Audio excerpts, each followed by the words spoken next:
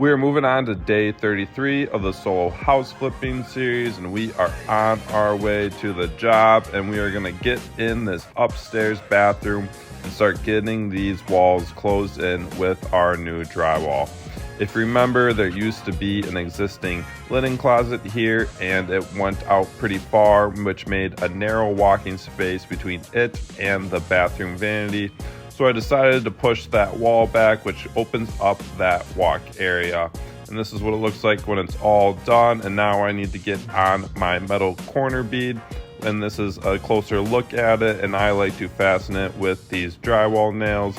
And this corner bead is pretty easy to cut. I just use a standard pair of metal snips. The way I like to work on my corner bead is I just like to work either on one side or the other from top to bottom and just get it all nailed up and secure. Now that that's done, I need to fill in this spot between the window and that new waterproofing. So I'm just going to cut a nice straight line and I'm going to fit in those last couple pieces.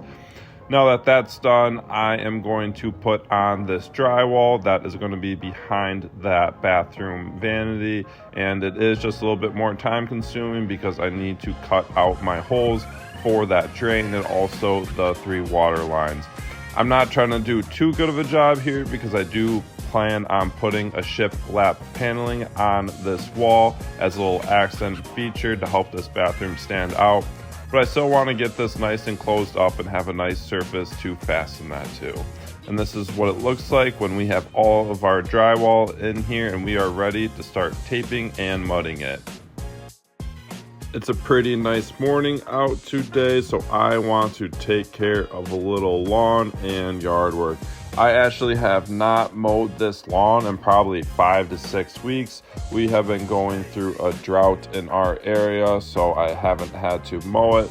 But it's just nice to get a little fresh air every once in a while, and this is just all part of the flipping process. So I'm just going to take the time to get this nice and cut up so it's looking good. And there's also some additional weeds on the side of the house that I just want to pull out and just keep on taking care of it and have a head start on it. Now we are going to go back into that alley, and I have these weeds that are just overgrowing and they don't look great, so let's get those taken care of. And after that's done, we are going to head down in the basement and get rid of this drywall. All these scraps are pretty much useless at this point, and it's just best to get them out of the way and have a clean workspace. Now next on my list is where I took out these walls. You can see a gap in the subfloor. So I'm going to get my plywood out and I'm just going to mark out what I need to cut it with my circular saw. And then I'm going to take some adhesive and apply a pretty big bead of it all around in this area. And then I'm going to fasten it with screws. I also need to do the same thing in the kitchen in this area where I took out those 2 walls.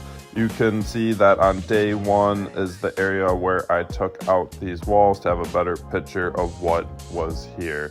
So just rinse and repeat of what I just did is to cut out these pieces and fasten them with some adhesive and screws, and we are looking good. And now what we need to do is start getting our drywall tape and mud on.